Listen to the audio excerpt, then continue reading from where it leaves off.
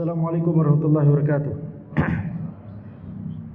Alhamdulillahirabbil alamin wassalatu wassalamu ala sayidina Muhammadin wa ala alihi wa sahbihi ajma'in. Amma ba'd.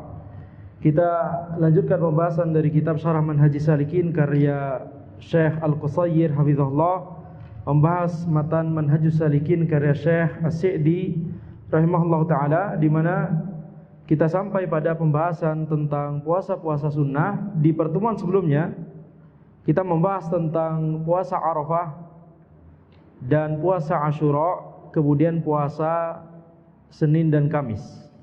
Sekarang kita masuk pada pembahasan 6 puasa Syawal.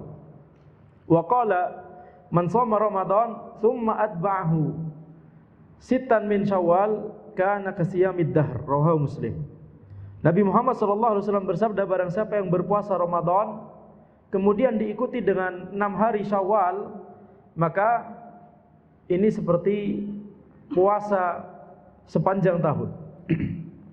Diriwayatkan oleh Muslim min hadithi Abi Ayyub Al-Ansari radhiyallahu anhu. Wa qaluhu kasiyamid dahr, perkataan sabda Nabi Muhammad SAW kasiyamid dahr, seperti puasa terus menerus, yakni sepanjang tahun. Wa dzalika li anna al-hasanah bi asyri amsalha, itu karena amalan kebaikan itu dibalas 10 kali lipat. Fa Ramadan bi asyrati ashurin, maka Ramadan itu karena dia 1 bulan, maka dihitung seperti amalan 10 bulan. Wasitatu ayyamin bisyahrain, kemudian 6 puasa Syawal, maka pahalanya sama seperti berpuasa 2 bulan. Karena 6 kali 10 berarti 60 hari, 2 bulan. Jadi Ramadan itu 1 bulan menjadi 10 bulan, 6 hari Syawal menjadi 2 bulan, sehingga totalnya 12 bulan. Maka ini berdasarkan sabda Nabi Muhammad SAW bahwa al-hasanah bi asyri amsalha ila sab'imi'ati dhi'fin, bahwa amalan kebaikan itu dibalas 10 kali lipat sampai 700 kali lipat. Jadi perhitungan 10 kali lipat ini minimalnya. Di hadis lain disebutkan amalan kebaikan itu 10 kali lipat sampai 700 kali lipat, illa shaum, kecuali puasa. Fa innahu li wa ana ajzi bihi. Ini hadis qudsi, Allah Subhanahu wa taala berfirman bahwa puasa itu adalah untukku, yakni untuk Allah Subhanahu wa taala, dan aku akan memberikan pahala untuk amalan tersebut. Jadi puasa itu pahalanya lebih-lebih lagi, lebih besar daripada 700 kali lipat. Tentunya ini juga bergantung kepada niat orang tersebut, bagaimana tata cara dia ketika berpuasa, apakah sesuai dengan tuntunan Nabi Muhammad SAW atau tidak. Jadi ada banyak faktor. Tapi kalau orang tersebut melakukan amalan puasa dengan baik, maka fa innahu li wa ana ajzi bihi. Allah Subhanahu wa taala berfirman di dalam hadis qudsi, sebagaimana yang disabdakan oleh Nabi Muhammad SAW, bahwa Allah Subhanahu wa taala berfirman bahwa amalan puasa itu adalah untuk Allah, dan Allah yang akan memberikan pahalanya langsung. Jadi perhitungan 10 kali lipat itu adalah minimalnya. Perhitungan 10 kali lipat itu adalah minimalnya. Wa qala Abu Dzar, amarna Rasulullah sallallahu alaihi wasallam an nasuma min asy-syahri 3 ayyam. 13 wa 14 wa 15, rawahu Tirmidzi wan Nasa'i. Sekarang penulis masuk pada pembahasan puasa sunnah berikutnya, yaitu puasa 3 hari di setiap bulannya. Abu Dzar berkata bahwa Rasulullah SAW memerintahkan kami untuk berpuasa di setiap bulannya 3 hari. Hari ke-13, hari ke-14, dan hari ke-15. Diriwayatkan oleh At-Tirmidzi dan Nasa'i. Wa qala Tirmidzi hadits hasan. Wa lafdzun Nasa'i 3 ayyamil bid, 3 hari al-bid. Wal bid wasfun lil layali. Al-bid ini adalah sifat untuk malamnya sebenarnya. Kata al-bid maknanya putih, itu sifat untuk malam hari, waktu malam, bukan waktu siang. Ayyamul bid, nah ini berarti dinisbatkan kepada siang, pada hari. Al-ayyamul bid, hari putih atau siang putih. Sebenarnya kata al-bid itu sifat untuk waktu malamnya. Walidza qala fil hadis 13 ila akhir. Oleh karena itu di hadis tadi disebutkan 13 dengan bentuk muannas atau feminin bagi yang sudah belajar bahasa Arab. Fahuwa wasfun lil muannas. Ini sifat untuk muannas. Wa tusamma ayyamuha bidan. Ayyam itu disebut sebagai bid, disifati sebagai bid, makanya kita menyebutkan al-ayyamul bid. Wa dzalika li'anna layaliha bidun li tulu'il qamar. Wa dzalika li'anna layaliha bidun li tulu'il qamari fiha min awalil lail ila akhiri. Karena malamnya itu dia terang benderang. Mengapa demikian? Karena bulannya purnama. Dari awal malam sampai akhirnya. Fakana lailu abyad wan naharu abyad, sehingga malamnya itu putih dan siangnya juga putih. Jadi sebenarnya kata putih ini sebenarnya sifat untuk waktu malam harinya pada asalnya. Akan tapi karena bulan purnama itu sampai akhir malam, maka akhirnya siangnya juga kebagian putihnya juga.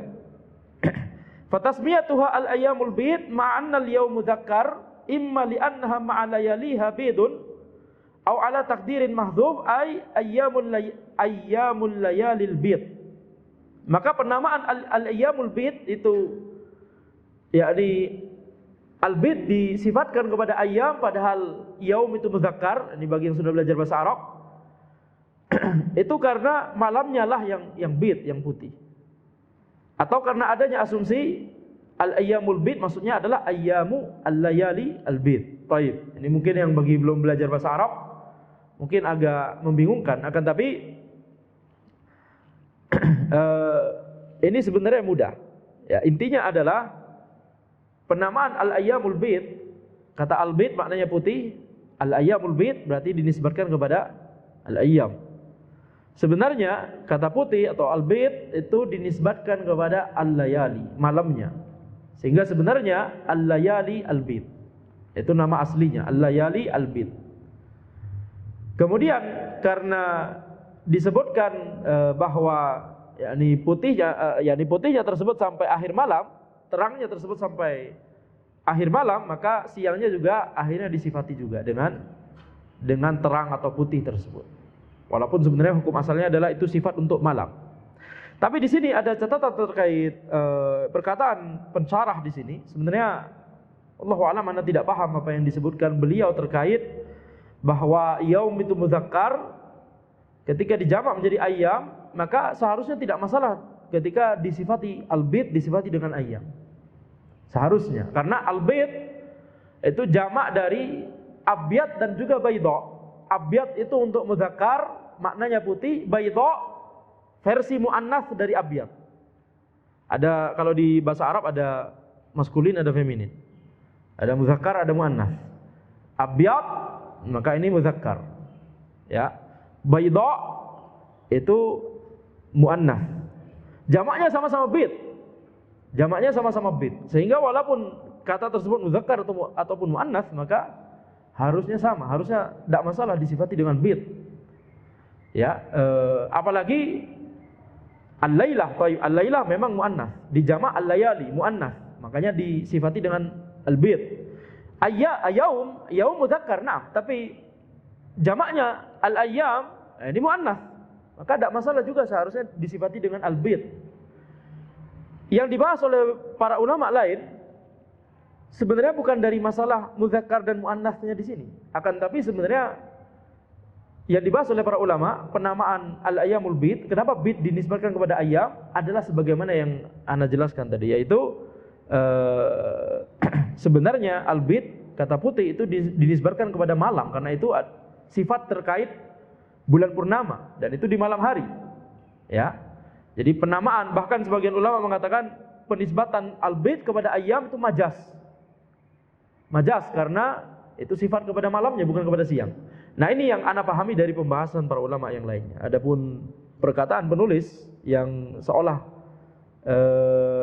menggunakan indikasi bahwa yakni yaum itu ayam itu harusnya bukan bid, maka ana sebenarnya kurang paham ya, karena bid itu jamak dari abyad dan juga jamak dari baito, bisa sama-sama digunakan untuk ayam. Taib. Wa siyamu thalathati ayyamin min kulli syahrin masnun. Puasa 3 hari di setiap bulannya ini hukumnya sunnah. Waqad kana Nabi sallallahu alaihi wasallam yasumuha. Nabi Muhammad sallallahu alaihi wasallam berpuasa 3 hari di setiap bulan. Fa an Mu'adzah al-Adawiyah qalat, dari Mu'adzah al-Adawiyah beliau berkata, sa'altu Aisyah, aku bertanya kepada Aisyah, akana Rasulullah sallallahu alaihi wasallam yasumu min kulli syahrin thalathata ayyam? Apakah Rasulullah sallallahu alaihi wasallam berpuasa di setiap bulannya 3 hari? Qalat na'am. Aisyah berkata na'am.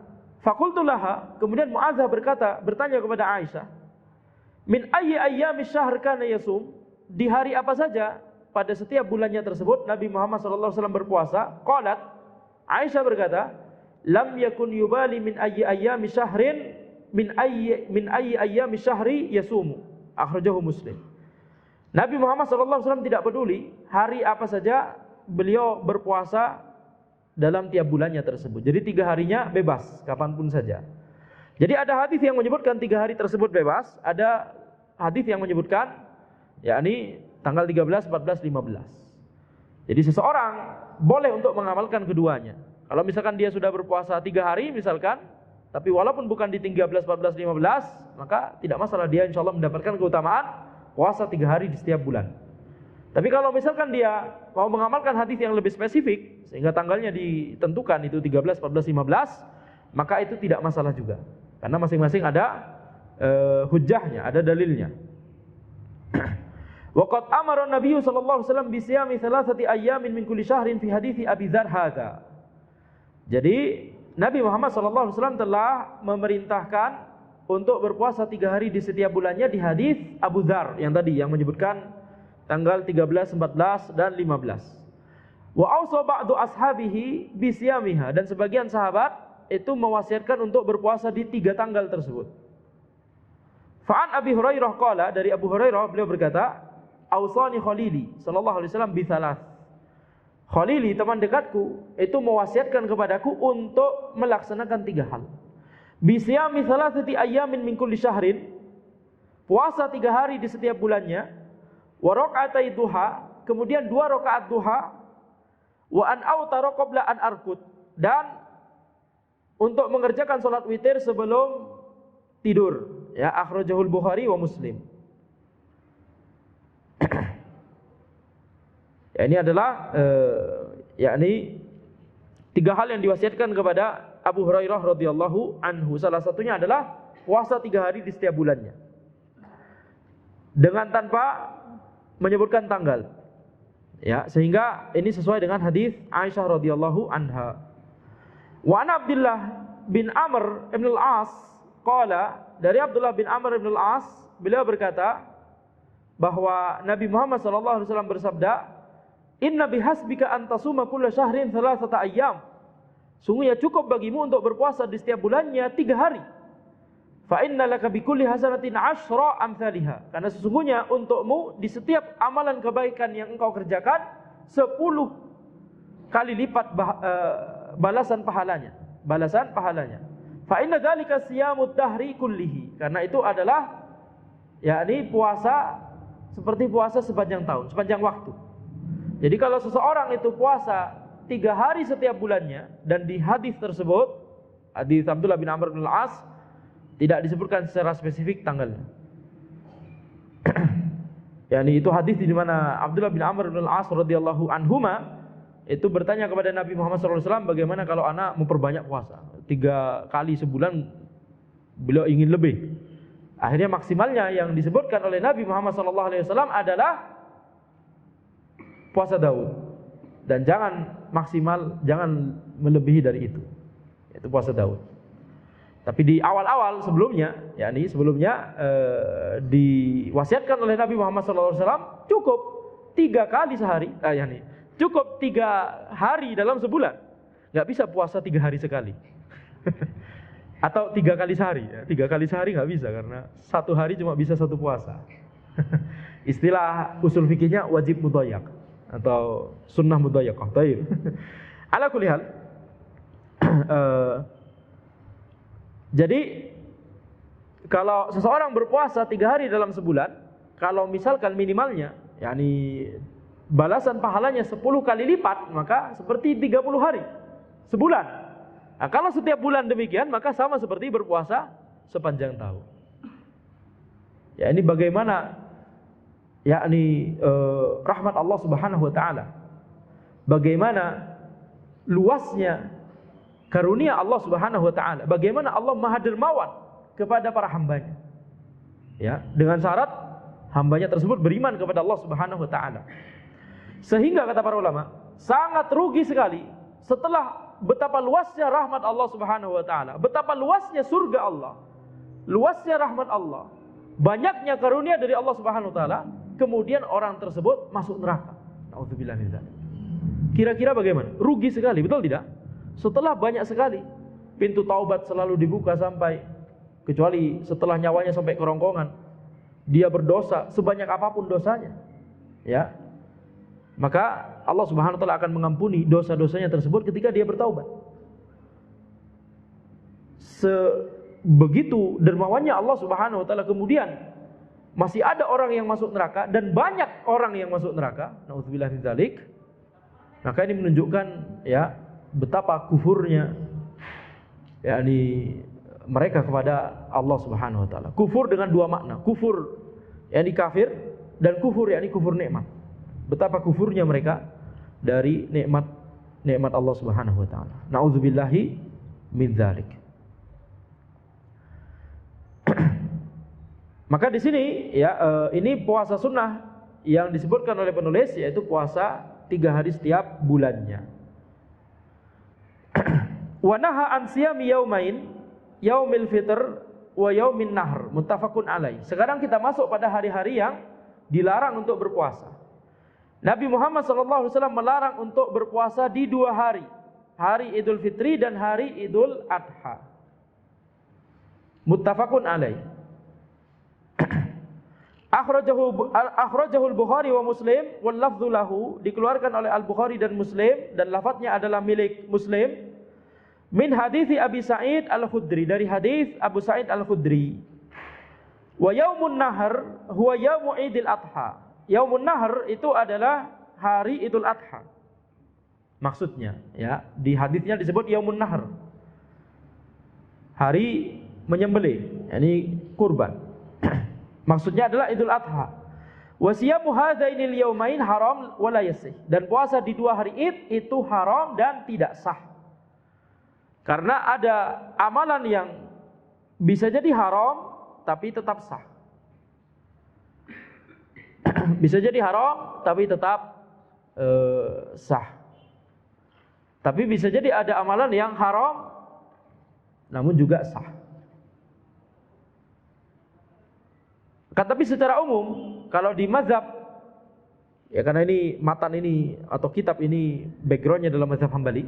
Di mazhab Hambali, kaidahnya adalah kalau sesuatu dilarang, maka itu menunjukkan tidak sahnya amalan tersebut. Kalau sesuatu tersebut begitu ya, yakni yang dilarang adalah zatnya sendiri. Ya, amalan ibadah itu sendiri, seperti puasa di hari Id. Jadi itu dilarang, sebagaimana hadis tadi, Nabi Muhammad SAW melarang dari puasa 2 hari, Idul Fitri dan Idul Adha. Jadi di sini kaidah Hanabilah dan ala kulli hal seluruh mazhab yang lain sama, yaitu haram dan tidak sah. Kalau kita ambil 2 mazhab saja supaya mudah ya, mazhab Hambali dan mazhab Syafi'i, ini sama-sama sepakat. Ketika yang dilarang adalah amalan ibadahnya itu sendiri, maka haram untuk dilakukan, dan kalaupun dilakukan tidak sah. Tapi kalau misalkan yang dilarang adalah aspek dari amalan ibadah tersebut, maka ini kemudian berbeda pendapat antara Syafi'iyah dengan Hanabilah. Maka ini kemudian berbeda pendapat antara Syafi'iyah dengan Hanabilah. Misal seseorang berwudu dengan air hasil curian. Apa hukumnya mencuri air untuk berwudu? Haram. Ya. Di dalam Islam tidak ada seperti Robin Hood, yakni mau sedekah tapi nyuri. Ya, tujuannya untuk sedekah tapi hartanya dari nyuri. Nah, itu kaidah Robin Hoodiyah. Nggak ada dalam Islam demikian. Akan tapi yakni jadi di hukumnya mazhab Syafi'i ataupun mazhab Hambali sama-sama mengatakan apa hukumnya mencuri untuk berwudu, mencuri air untuk berwudu, haram, sama-sama haram. Tapi sekarang beda pendapatnya adalah kalau beneran berwudu, wudunya sah atau tidak. Nah, ini berbeda pendapat antara Syafi'iyah dengan Hanabilah. Hanabilah berkata wudunya tidak sah karena berasal dari air yang haram. Syafi'iyah berkata, airnya saja yang haram, wudunya sah. Wudunya sah karena menggunakan air. Tapi airnya haram, masalah yang berbeda. Ini Syafi'iyah. Hanabilah, apapun yang dibangun dari sesuatu yang haram, nggak boleh. Haram dan tidak sah. Lihat bagaimana perbedaan istihad. Ini perbedaan istihadiyah. Ya, perbedaan istihadiyah. Jadi ini satu masalah. Akibatnya demikian. Masalah yang lain. Seseorang mencuri pakaian untuk sholat. Dia nggak punya pakaian lain untuk menutup aurat sehingga dia mencuri pakaian. Apa hukum mencuri pakaian untuk sholat? Seluruh ulama berkata haram, yakni mencuri haram, khalas, jelas. Semua ulama sepakat. Yang tidak sepakat adalah bagaimana kalau dia beneran sholat. Sholatnya bagaimana? Sah atau tidak? Syafi'iyah berkata, apa kira-kira perkataan Syafi'iyah? Sah. Masya Allah, antum sudah jadi Syafi'iyah. Baik.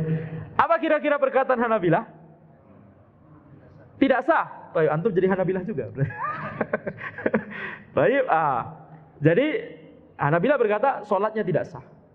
Kenapa? Karena syarat sah sholat yaitu mengenakan pakaian, pakaiannya diambil dari hasil mencuri orang lain. Ini banyak sekali masalahnya. Contoh misalkan, mafia tanah, menipu tanah milik orang lain, merampas tanah milik orang lain, memalsukan sertifikat dan seterusnya. Kemudian di atas tanah tersebut dia sholat. Apa kata Syafi'iyah? Merampas tanahnya, seluruh ulama sepakat haram. Kalau dia beneran sholat di atas tanah tersebut, apa kata Syafi'iyah? Sah. Apa kata Hanabilah? Tidak sah sampai akhir hayatnya kalau dia sholat di situ. Azib. Jadi banyak sekali furuknya nanti, cabang konsekuensi dari khilaf ini. Ya, ini bukan saatnya untuk memperdetail masalah tersebut. Akan tapi maksud ana adalah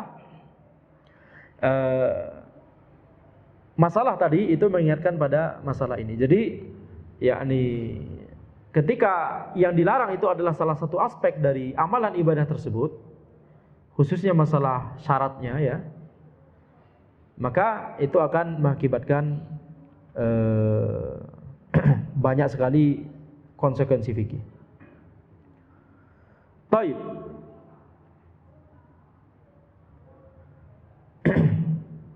Sekarang kita balik lagi ke pembahasan kita, yaitu hari Idul Fitri dan Idul Adha dilarang untuk puasa, dan para ulama sepakat di sini.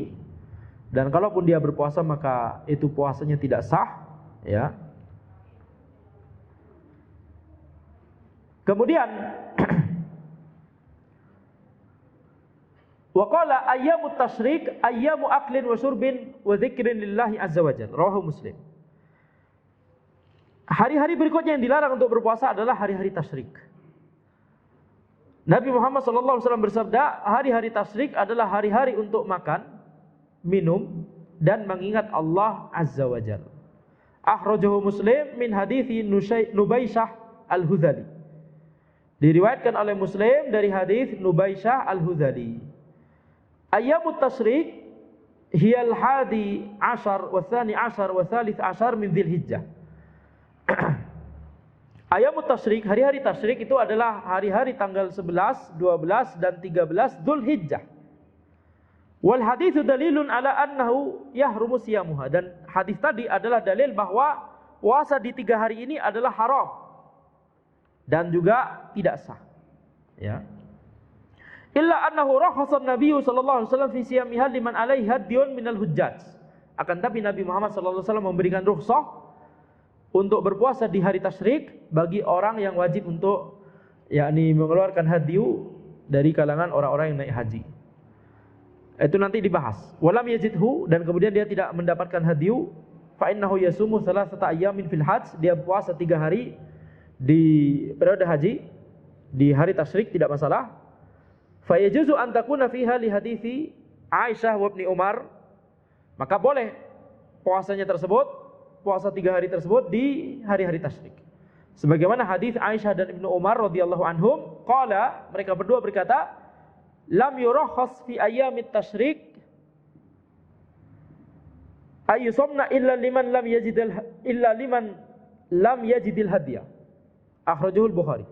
Tidak diberikan rukhsah di hari tasyrik untuk berpuasa kecuali bagi yang tidak mendapatkan hadyu.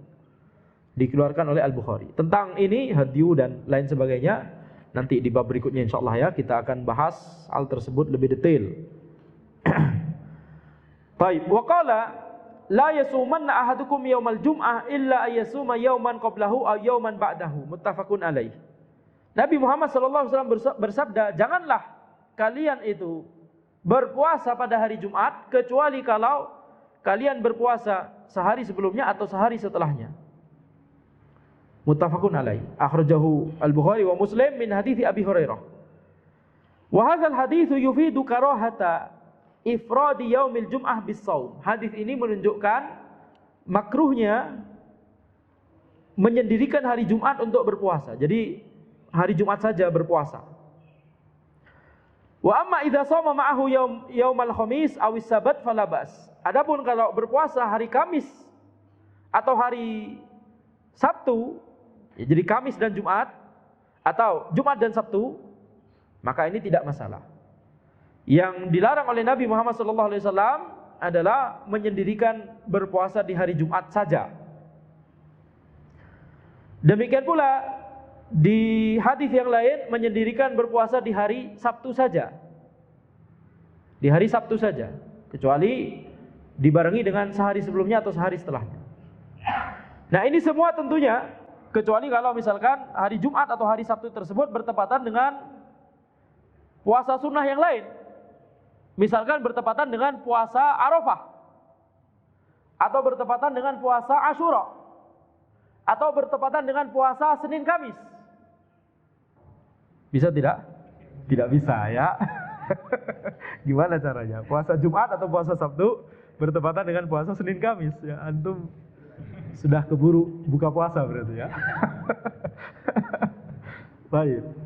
Anak kepikiran sejak di jalan untuk mengeluarkan kalimat ini ya, untuk menguji antum.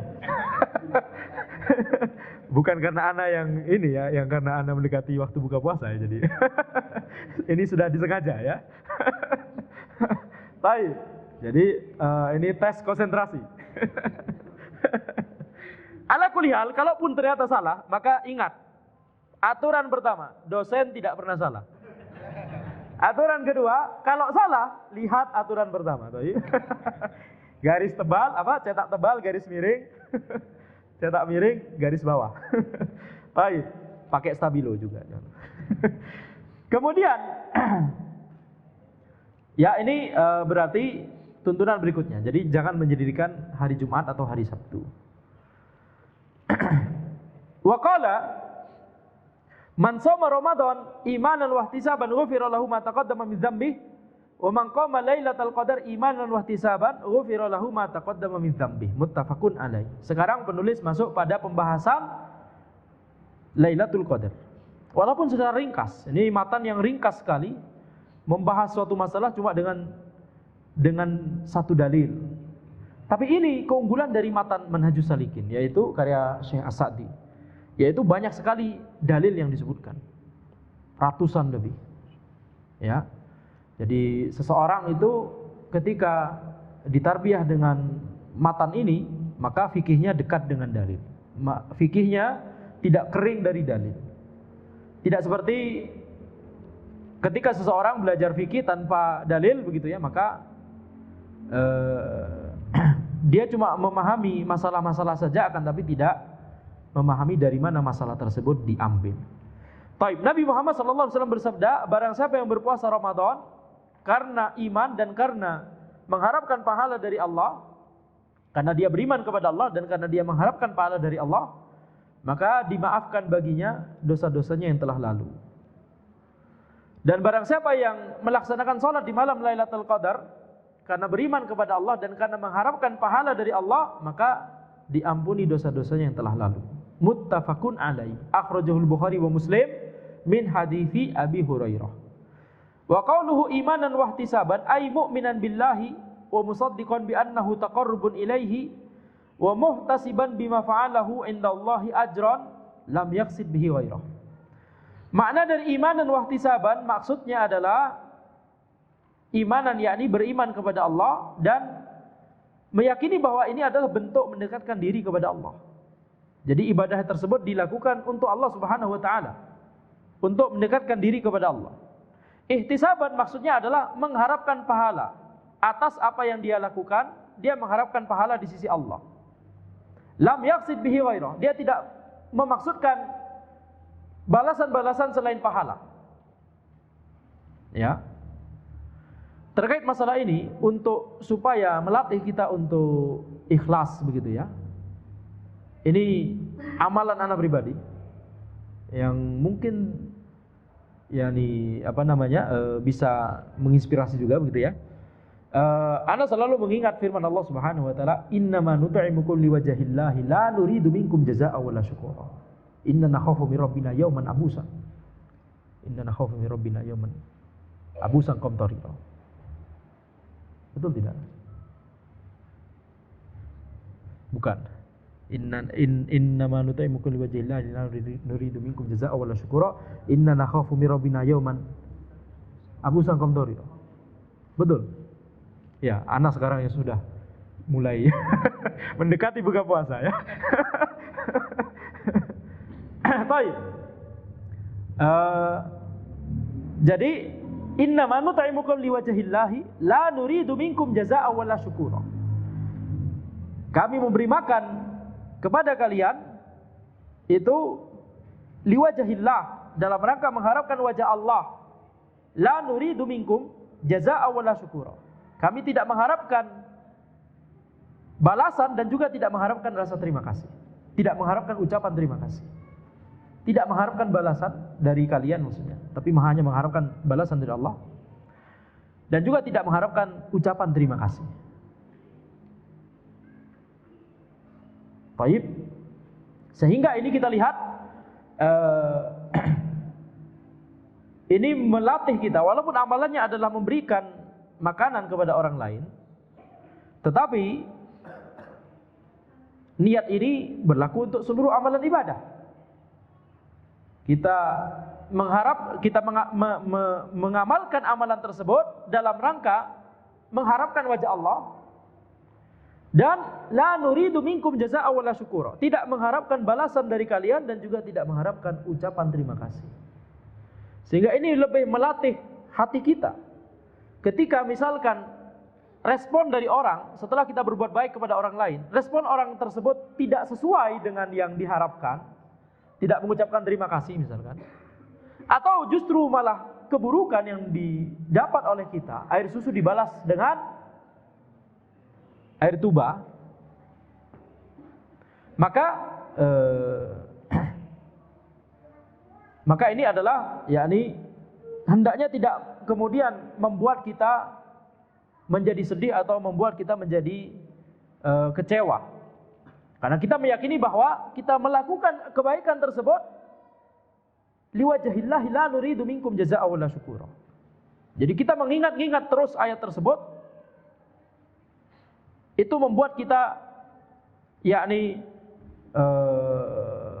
lebih mudah biiznillah untuk ikhlas hanya mengharapkan balasan dari Allah Subhanahu wa taala. Inna nakhafu. Anda beneran kecapean kayaknya ya dari pagi kajian. Inna nakhafu inna ma nutaimukum liwajhillah la nuridu minkum jazaa'a wala syukura. Inna nakhafu mi rabbina yauman abusan qamtar. Betul? Sahih? Hafalan Anda tidak menggagalkan Anda? Itu uslub bahasa Arab. Hafalan Anda telah menggagalkan Anda. Itu uslub dari bahasa Arab. Anda terjemahkan dari bahasa Arab. Qad dayani hifzi. Itulah. Baik. Ala kulli hal. Jadi ketika kita mengharapkan wajah Allah dan takut atas hari akhir, ya, maka ini adalah dua hal yang bisa membuat kita ikhlas hanya karena Allah Subhanahu wa taala. Ya, inna nakhafu min rabbina yawman abusan qamtar. Sekarang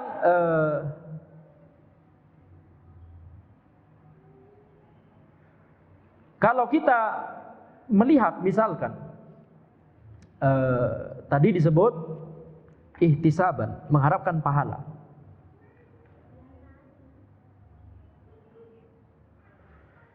Kalau misalkan seseorang itu melakukan amalan ibadah, kemudian dia mengharapkan pujian dari orang, maka ini riya. Dan ini membuat amalannya menjadi hangus. Ya. Akan tapi misalkan ketika dia itu mengharapkan dunia juga dengan amalannya, yakni selain pujian dari orang lain, tapi balasan dunia. Seperti misal kalau tadi puasa ya, bagaimana hukumnya kalau orang berpuasa dia mengharapkan pahala dari Allah dan juga ingin kurus misalkan, ingin sekalian diet. Maka ini dilihat mana yang lebih dominan dari niatnya. Kalau niat mengharapkan duniawi tersebut lebih dominan, bisa jadi tidak berpahala.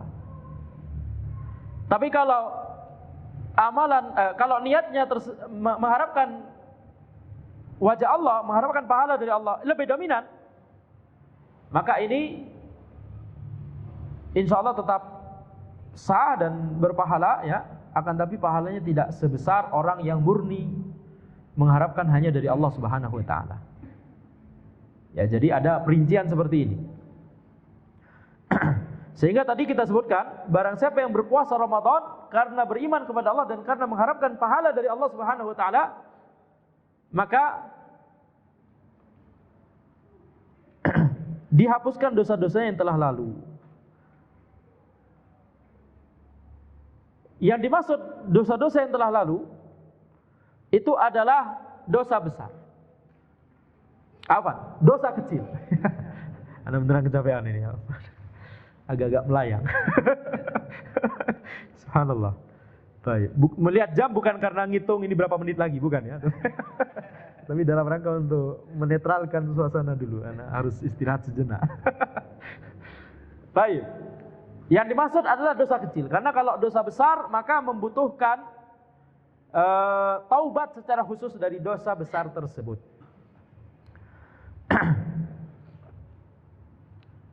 Kemudian penulis masuk kepada masalah i'tikaf. Nah, ini masalah terakhir di bab ini ya, di kitab ini. Wa kana sallallahu alaihi wasallam ya'takiful ashral awakhir min Ramadan hatta tawaffahu Allah. Wa takafa aswajuhu min ba'dih, muttafaqun alaih. Nabi Muhammad sallallahu alaihi wasallam beriktikaf di 10 hari terakhir di bulan Ramadan sampai Allah mewafatkan beliau. Dan para istri beliau beriktikaf setelah beliau, yakni setelah Nabi Muhammad sallallahu alaihi wasallam wafat. Hadis muttafaqun alaihi akhrajahu al-Bukhari wa Muslim min hadits Aisyah, dari hadis Aisyah radhiyallahu anha. Wal i'tikaf huwa luzumul masjid li ta'atillah ta'ala. I'tikaf itu maksudnya adalah melazimi masjid dalam rangka untuk taat kepada Allah Subhanahu wa taala. Ini namanya i'tikaf. Wa hadzal hadits yubayyinu anna Nabiy sallallahu alaihi wasallam kana yulazimul i'tikaf fil masjid fil ashril awakhir min Ramadan min kulli amin. Hadis ini menunjukkan bahwa Nabi Muhammad sallallahu alaihi wasallam melazimi i'tikaf di masjid selama 10 hari terakhir di bulan Ramadan di setiap tahunnya. Wa tabda'ul ashr min ghurubi syamsi lailata ihda wa ishrina ila ghurubi syamsi lailatal Id. Dan 10 hari terakhir itu diawali dari terbenamnya matahari di tanggal 21 Ramadan sampai terbenamnya matahari di malam Id.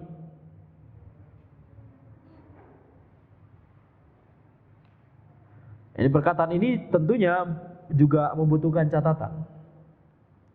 Karena kalau misalkan Ramadannya itu cuma 29 hari, maka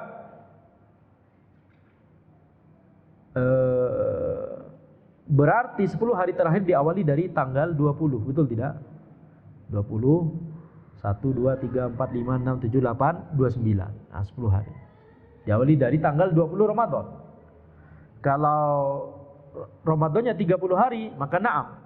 10 hari terakhir diawali dari tanggal 21 Ramadan. Jadi perkataan ini butuh catatan juga. Betul tidak? Bukan karena logika Anda sekarang yang menggagalkan Anda, bukan ya? Anda jadi was-was sendiri ya. Jadi khawatirnya sudah mulai low bad. Low bad. Afwan, Anda agak keletihan. Jadi di sini kita lihat, yakni itu mengapa sebagian ulama mengatakan jangan pilih-pilih. Ketika kita bersemangat untuk menghidupkan 10 hari terakhir, 10 malam terakhir, jangan pilih-pilih. Anda mau malam ganjil saja. Karena bisa jadi Ramadannya itu Idul Fitrinya tidak sesuai dengan yang kita hitung, atau awal Ramadan tidak sesuai dengan yang waktu kemarin kita mengawali puasa begitu ya. Ternyata Ramadan sebenarnya itu bukan hari pertama kita Ramadan yang seharusnya. Maka kalau kasusnya demikian, kalau kita sudah beneran melihat hilal di awal Ramadan, maka tidak masalah, kita makzur. Tapi bisa jadi yang kita hitung ganjil harusnya genap, yang kita hitung genap harusnya ganjil. Nah, sehingga kalau kita hanya memilih yang malam ganjil saja sesuai dengan hitungan kita, khawatirnya Lailatul Qadar jatuhnya di malam yang kita hitung sebagai genap.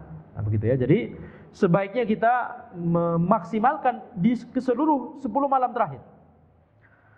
Wa fihi jawazu i'tikafin nisa'i idza aminatil fitnah. Dan di hadis ini juga mengandung sebuah faidah, yaitu bolehnya perempuan itu i'tikaf ketika tidak ada fitnah, tidak ada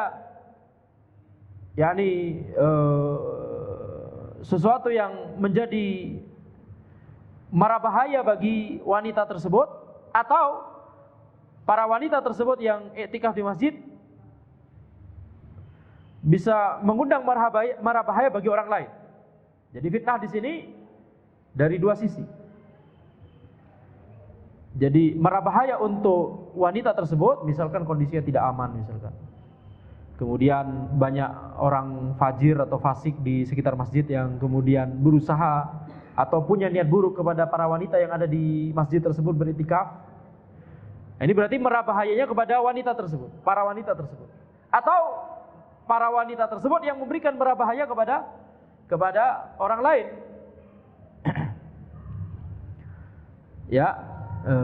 Maka di sini hukum asalnya boleh wanita untuk beriktikaf di masjid kalau aman dari fitnah.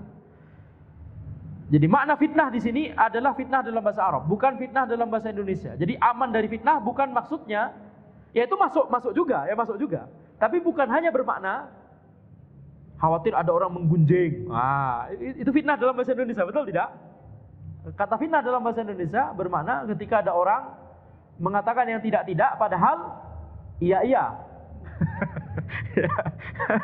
Nah ini fitnah dalam bahasa Indonesia. Ya itu juga fitnah. Makna fitnah dalam bahasa Arab. Fitnah dalam bahasa Arab lebih luas. Segala sesuatu yang merupakan kemadaratan atau mara bahaya itu fitnah dalam bahasa Arab. Lianna azwajan Nabi sallallahu alaihi wasallam i'takafna fi masjidihi ba'da wafatihi, karena para istri Nabi Muhammad sallallahu alaihi wasallam i'tikaf di Masjid Nabawi setelah Nabi Muhammad SAW wafat. Walam yungkir alaihinna ahadun minas sahabah, dan satu pun sahabat tidak ada yang mengingkari hal tersebut. Fakana ijma'an minhum ala jawazihi, maka ini terhitung ijma' dari kalangan para sahabat bahwa bolehnya para wanita untuk beriktikaf di masjid. Waqad dzakara Allah Ta'ala al-i'tikaf fil Qur'an, dan Allah Subhanahu wa taala telah menyebutkan i'tikaf di Al-Qur'an, faqal wala tubashiruhunna wa antum aakifuna fil masajid. Janganlah kalian itu berjima dengan mereka para perempuan, wa antum aakifuna fil masajid, sementara kalian itu sedang beriktikaf di masjid.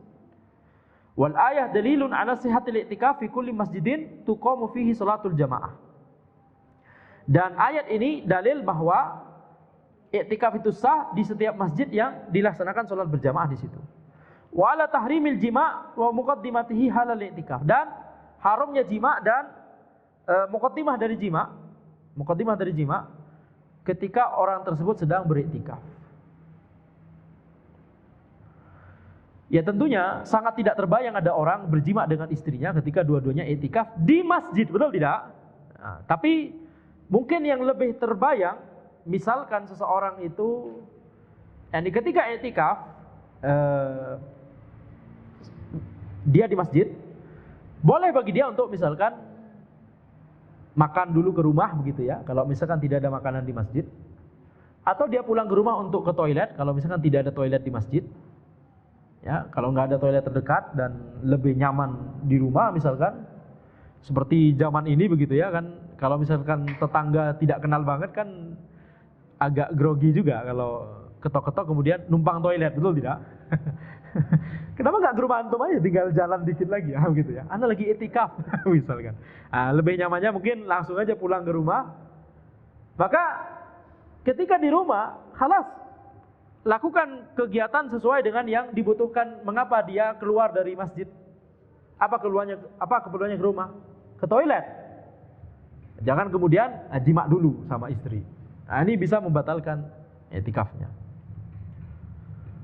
Baik. Terkait i'tikaf sebentar lagi kita bahas. Ana selesaikan dulu satu paragraf di sini. Wa qala la tusaddur rihal illa ila thalathati masajid. Janganlah menyengaja bersafar kecuali kepada 3 masjid. yakni menyengaja bersafar untuk beribadah kecuali kepada 3 masjid. Al-Masjidil Haram, wa Masjidi Hada, wal Masjidil Aqsa, muttafaqun alaih. Yang pertama adalah Al-Masjidil Haram, kemudian Masjid Nabawi, masjidku ini, yakni Masjid Nabawi, kemudian Al-Masjidil Aqsa. Akhrajahul Bukhari wa Muslim min hadithi Abi Hurairah.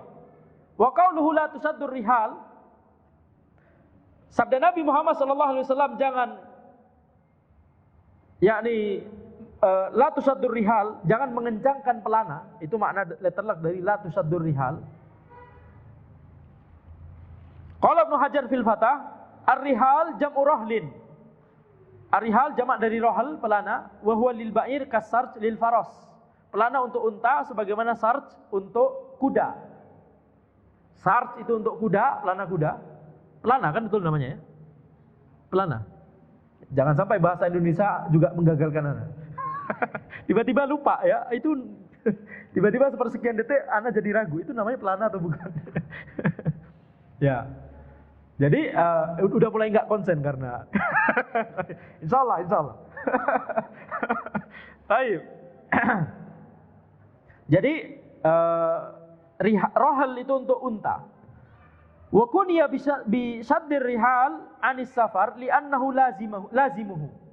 Safar disebut mengencangkan pelana, mengikatkan pelana, karena itu adalah kelaziman dari safar. Orang safar di zaman dulu ya menggunakan kuda atau unta, maka harus mengikatkan pelana terlebih dahulu, mengencangkan pelana terlebih dahulu. Wa kharaja dzikruha makhrajal ghalib fi rukubil musafir. Jadi kata tusaddur rihal, mengencangkan pelana, ini disebutkan untuk safar karena itulah keumuman musafir. Wa illa fala farqa baina rukubir rawahil wal khail wal bighal wal hamir wal mashi fil ma'na al madhkur.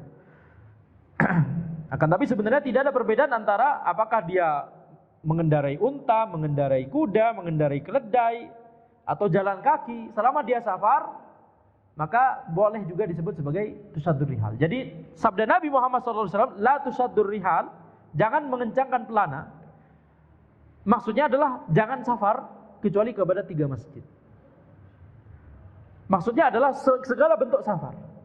Jangan kemudian ada yang memahami, anak kan ke sana naik pesawat. Ya, ada orang misalkan mengatakan anak ke Karbala, misalkan naik pesawat, bukan pakai pelana kuda atau apa, mengendarai kuda atau menunggangi ya kalau kuda atau unta ya, menunggangi, bukan mengendarai, atau boleh juga pakai mengendarai. Anda jadi overthinking ini jadinya ya.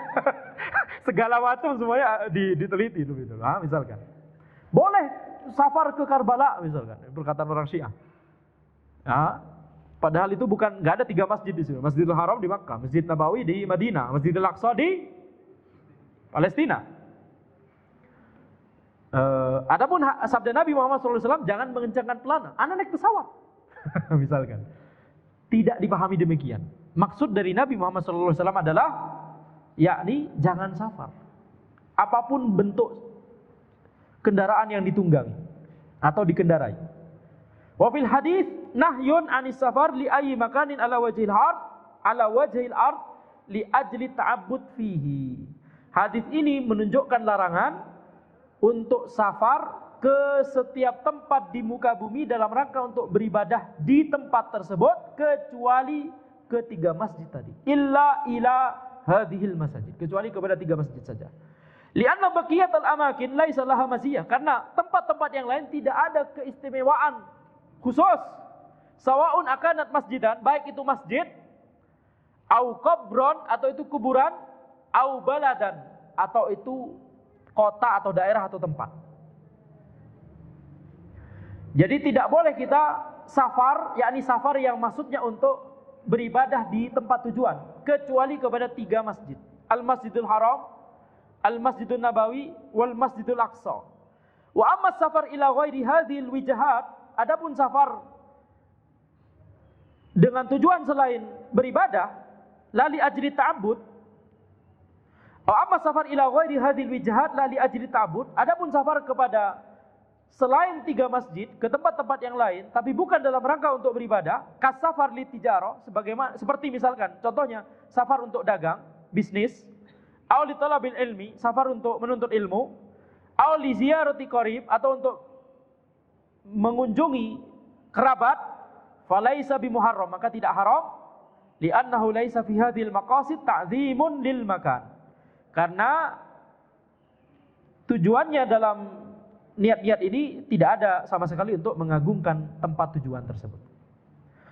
Jadi kalau misalkan safarnya untuk beribadah di tempat tujuan, tidak boleh kecuali kepada 3 masjid. Sehingga tidak boleh kepada masjid lain, bahkan masjid lain tidak boleh. Kita menyengaja ke masjid, misalkan masjid apa ya, yang kalau disebutkan tidak akan bermasalah. Ya, Anda nggak mau menyebutkan itu, dari tadi mau menyebutkan itu. Menyengaja. Oh, dari Jakarta, mau kemana antum? Mau ke situ. Ajib sekali. Tapi sebenarnya niatnya bukan untuk beribadah. Foto-foto ya, dan gelar itu, ya, stiker, ya, piknik. Apa? Tapi pas ada duhur ya. Baik. Ya, itu lebih selamat dihindari juga. Ya, karena khawatirnya ada niat untuk beribadah. Nah, sehingga hukum yang disebut oleh orang-orang wisata religi, wisata religi ke makam Wali Songo misalkan, tidak boleh. Kenapa demikian? Ya karena ini tidak ada keistimewaan khusus di situ. Ya, ziarah kubur itu terlaksana ketika kita ziarah kubur ke kuburan terdekat. Gak ada bedanya kuburan terdekat dengan kuburan ulama atau kuburan siapapun, tidak ada bedanya. Ya, sehingga tidak disyariatkan, bahkan itu adalah sarana untuk menuju kepada kesyirikan. Apa yang dilakukan di sana?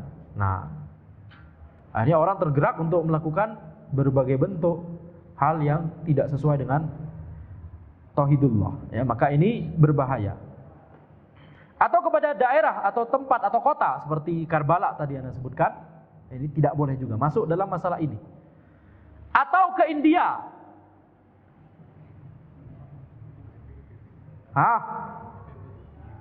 Boleh Anda menyebutkan?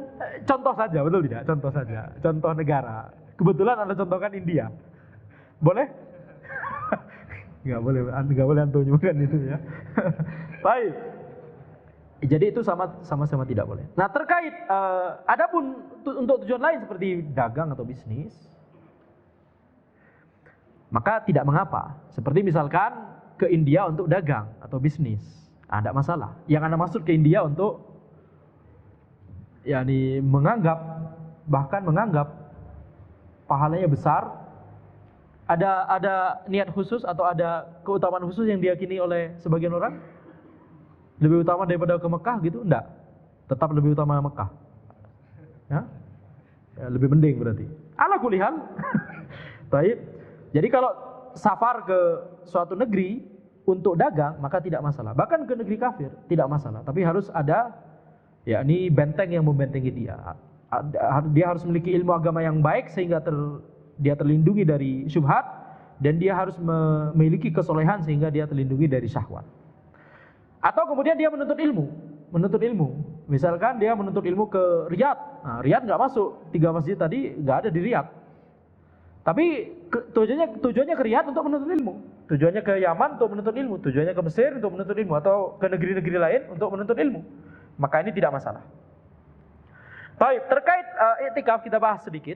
Iktikaf tidak ada waktu minimalnya kecuali yang bisa kita katakan sekejap begitu ya.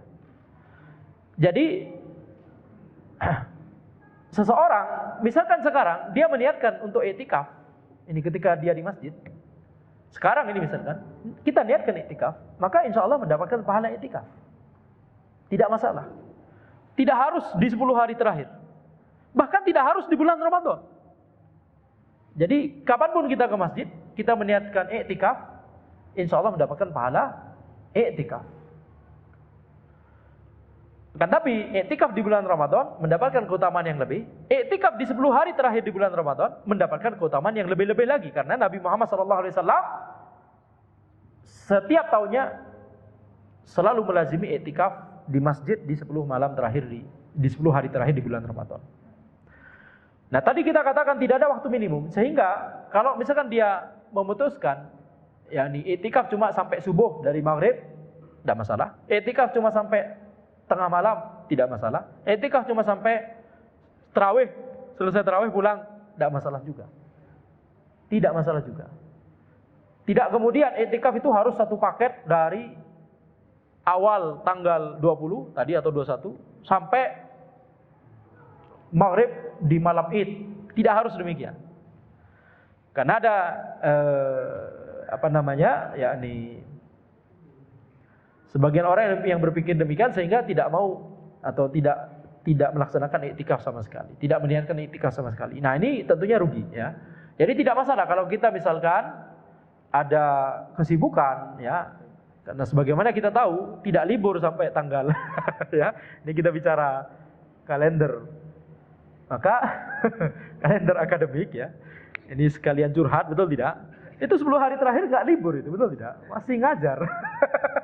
Baru liburnya hari Sabtu, ya, hari Sabtu weekend sebelum pekan Idul Fitri.